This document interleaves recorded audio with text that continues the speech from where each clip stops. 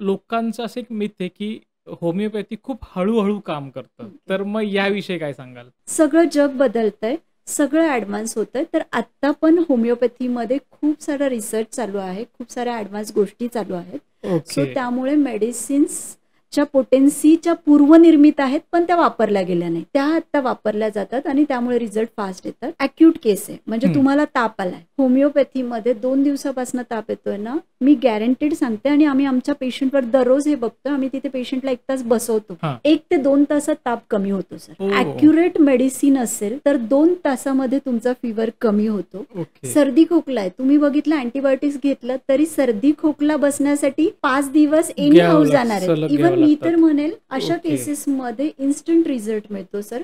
कितीही जोराचा खोकला असेल, दमा असेल तर इमिजिएटली 24 तासामध्ये हा कमी होतो. ओके.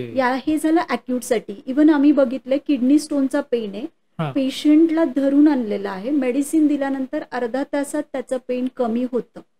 आणि ओके. या केसेसमध्ये आम्ही पेन किलर वापरत नाही सर. होमिओपॅथीमध्ये काही मेडिसिन आहेत हां. जे अँटीस्पॉझमॅटिक सारखे काम करतात. म्हणजे स्पाझम कमी झाला की पेन कमी होतं. अशा केसेसमध्ये विदिन 24 आवर्स रिझल्ट दिसतात. ओके. आता उरला प्रश्न क्रोनिक. तुम्हाला डायबिटीस आहे सर. 20 हां. वर्षापासून सपोज डायबिटीस आहे. हं. तुम्ही कसं एक्सपेक्ट करता की तुमचं 1 महिन्यात आणि 2 महिन्यात डायबिटीस जाईल? शक्यच नाही ते. करेक्ट. आणि हे कुठलाच होमिओपॅथ नाही, कुठलंच सायन्स करू शकत नाही हां. आहे. म्हणजे सपोज तुमचा 5 वर्ष जुना आजार आहे, हां. तर आम्हाला मिनिमम 5 महिने लागतात सर तो बरा करायला. ओके.